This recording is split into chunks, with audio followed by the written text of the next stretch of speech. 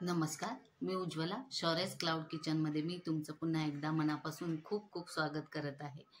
आज एक नवीन रेसिपी घेऊन आलेली आहे. पुरी.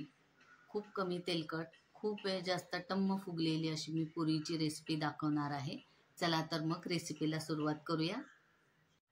हे बघा, इथे मी गव्हाचं पीठ घेतलेलं आहे. या पेल्याने 3 पेले घेतलेले आहे आणि हा बारीक रवा आहे. एका वाटीला पाव वाटी रवा घ्यायचा आहे. 3 पेल्याला मी पाऊण वाटी रवा घेतलेला आहे. तो याच्यात मिक्स करायचा. थोडंसं चवीप्रमाणे मीठ घालायचं आणि खूप वेळ अशा खुसखुशीत आणि फुगलेल्या राहण्यासाठी याच्यात जरासं तूप घालायचं आहे, 1.5 चमचा.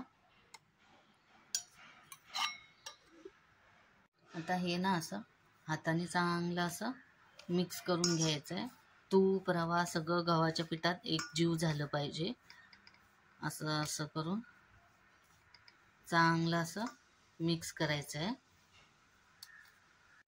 हे बघा, चांगलं असं एकजीव केल्यावर हळूहळू पाणी ओतत ओतत मीडियम सॉफ्ट, घट्ट पण नाही आणि एकदम मऊ पण नाही, असं पीठ मळून घ्यायचं आहे. हे बघा, असं पीठ मळून घ्यायचं आहे, असं सेमी सॉफ्ट एकदम. आता हे 15-20 मिनटं झाकून ठेवूया, म्हणजे रवा जरा फुलेल. हा ग्लास बरोबर 1 ग्लास पाणी लागलेलं आहे. 3 पेले गव्हाचं पीठ आणि पाऊण वाटी रवा, याला हा 1 पूर्ण ग्लास पाणी लागलेलं आहे पीठ मळण्यासाठी. 15 ते 20 मिनटं झालेली आहे.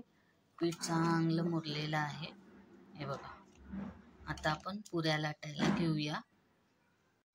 हे बघा, असे छोटे छोटे गोळे करायचे आहेत. तुम्ही कुठल्या साईजची करणार त्याप्रमाणे तुम्ही गोळे करा. हे बघा, हे असे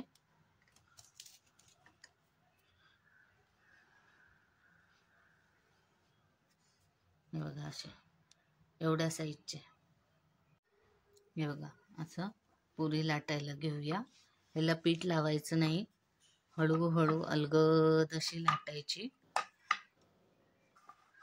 पीठ लावलं की त्याला खूप तेल पिते ती पुरी.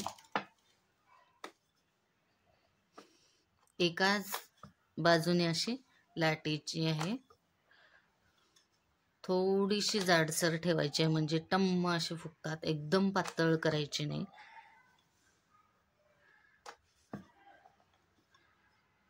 हे बघा, एवढ्या जाडीची ठेवायची आहे.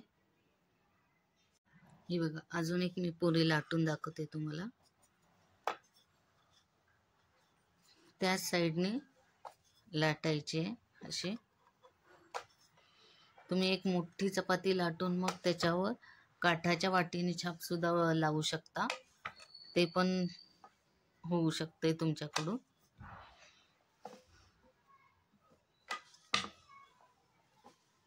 हे बघा, एवढ्या जाडीची करायची आहे. हे बघा, इथं मी कढई ठेवलेली आहे पुरी तळण्यासाठी. कडकडीत तेल गरम झालेलं आहे. आता एक पुरी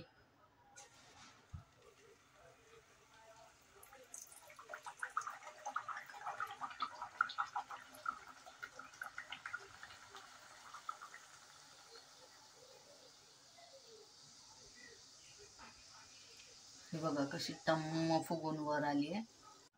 हे बघा, चांगली टम्म अशी फुगलेली आहे. आता आपण हे पलटी करूया.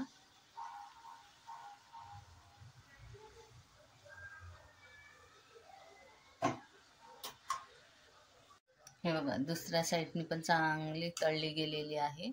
आता आपण एका जाळीवर या जाळीवर काढून घेऊया, म्हणजे वाफ निघून जाते. मी अजून एक पुरी तुम्हाला तळून दाखवते. हे बघा,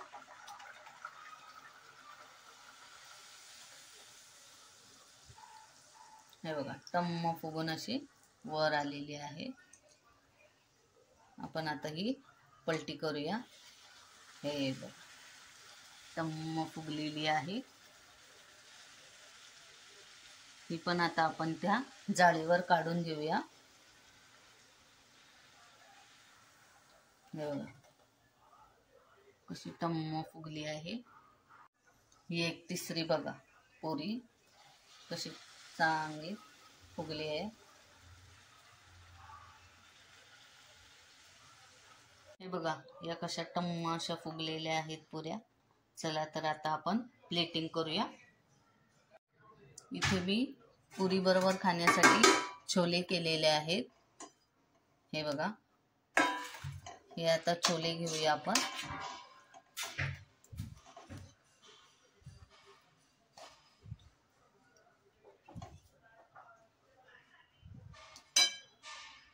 आणि हा आहे पांढरा भात, गरम गरम पांढरा भात.